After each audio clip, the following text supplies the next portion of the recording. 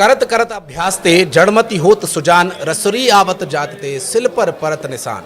ये ऐसा वाक्य है जिस वाक्य को चरितार्थ करती एक शख्सियत आज हमारे साथ बातचीत करने के लिए। उन्होंने न सिर्फ लगातार संघर्ष किया बल्कि उस संघर्ष को एक परिणति बना दिया, लोगों के लिए उदाहरण बना दिया कि एक विचारधारा को पकड़कर अगर आप चलेंगे तो उसी क्षेत्र के लोग एक समय जो आपका विरोध कर रहे हैं आपके साथ आने को मजबूर होंगे।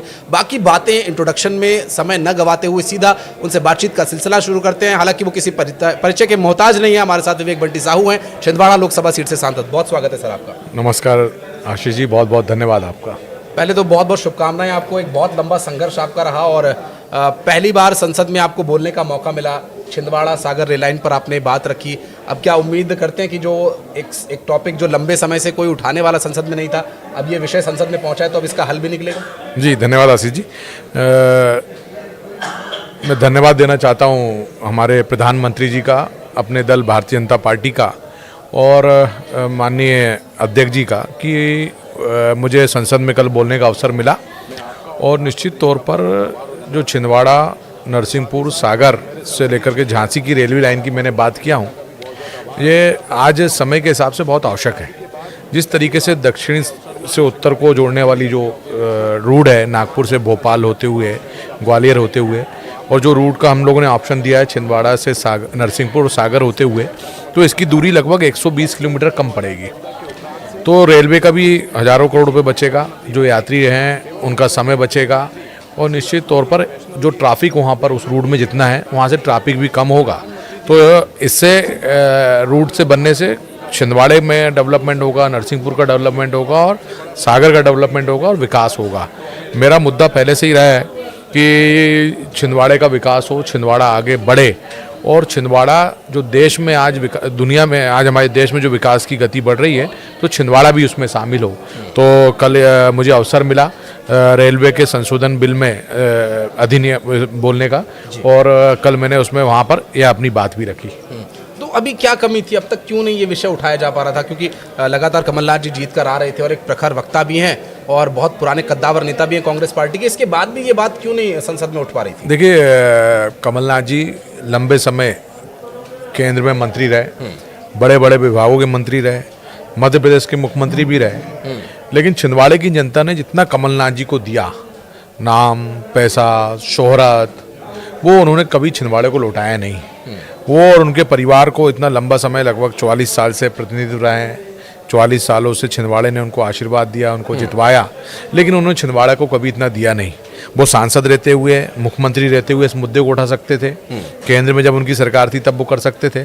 बनिस्पत कमलनाथ जी ने तो कई वर्षों तक के छिंदवाड़ा नागपुर की जो रेलवे परियोजना है जिसको ब्रॉडगेज होना था उसको रोक करके रखा, वो होने नहीं दिया।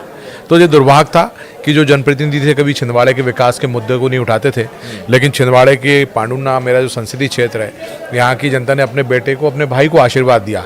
तो मेरी जिम्मेदारी है कि इन मुद्दों को उठाऊं और छिंदवाड़े के विकास में हम लोग काम करें। बहुत लंबा संघर्ष रहा, बहुत लंबा समय लगा। जिला अध्यक्ष से आपकी शुरुआत हुई, फिर निगम के चुनाव, विधानसभा के चुनाव, लोकसभा के चुनाव। विवेक जी, लगातार आपको हार मिल रही थी और इतनी हार मुझे लगता है कि अच्छे बड़े बड़े योद्धाओं को धराशायी कर देती है, गिरा देती है, लेकिन आप लगे रहे। उसके पीछे कोई खास मोटिवेशन थी आपके कि इस क्षेत्र की जनता का या किसी ऐसे व्यक्ति का आपके सिर पर हाथ था कि आपने ये इतनी बड़ी जीत हासिल की? देखिए, मेरे लिए कोई पद महत्वपूर्ण नहीं रखता। मेरे मन में और दिल में और दिमाग में, मैं राजनीति में ही इसलिए आया कि लोगों की सेवा कर सकूं। हमारा छिंदवाड़ा पांडुना जो संसदीय क्षेत्र है, यहाँ पर लगभग 38% आदिवासी भाइयों बहनों की संख्या है और कांग्रेस ने, कमलनाथ जी ने इनको हमेशा वोट बैंक के रूप में उपयोग किया। आदिवासियों का जीवन स्तर सुधरे इसके लिए काम नहीं किया, हमारे जिले के गरीब लोगों को आगे बढ़े इसके लिए काम नहीं किया। जैसा मैंने पहले कहा कि उन्होंने कभी किसी मुद्दे को, छिंदवाड़े के विकास को नहीं चुना। कोई बड़े उद्योग धंधे छिंदवाड़े में स्थापित हुए इसके लिए काम नहीं किया। तो मेरा यही उद्देश्य राजनीति में आने के पीछे भी कि गरीबों के काम आ सकूं, दीनहीनों के काम आ सकूं, लोगों की मदद कर सकूं। और छिंदवाड़ा मेरी जन्मस्थली, कर्मस्थली है, तो भावनात्मक रूप से मैं छिंदवाड़े का विकास चाहता हूँ।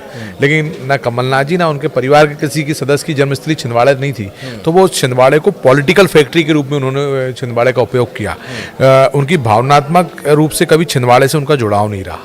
तो मैंने कहा कि हार से कोई फर्क नहीं पड़ा। संघर्ष, लंबा संघर्ष छिंदवाड़े के विकास के लिए, छिंदवाड़े के लोगों के समृद्धि के लिए मैंने संघर्ष किया और छिंदवाड़े की जनता ने एक बेटे के और भाई के रूप में मुझे स्वीकारते हुए लोकसभा चुनाव में एक बड़ी जीत दिलवाने का तो काम उसके किया। पीछे क्या कारण आप मानते हैं? वहाँ पर आपका लगातार बने रहना, या फिर अब लोग उकता गए थे कि कमलनाथ और कांग्रेस की राजनीति उनके हित में नहीं जा रही थी, तो उसमें ज़्यादा बड़ा फैक्टर क्या, कमलनाथ की नाकामी या आपका मेहनत करना? देखिए, पूरे देश में मुझे लगता है छिंदवाड़ा एक ऐसा जिला था जहाँ की जनता को अपने सांसद से मिलने के लिए 6-6, 8-8 महीने इंतजार करना पड़ता था, और कभी 6-8 महीने बाद इंतजार उनका नंबर आ गया तो लंबी लंबी लाइन, धक्का मुक्की। और पूरे देश में एक छिंदवाड़ा ऐसी जगह थी जहाँ अपने सांसद से मिलने के लिए छिंदवाड़ा की जनता ने लाठियां तक खाई। ये आप कभी दुर्भाग्य गए था, मिलने के लिए? नहीं, ये दुर्भाग्य था।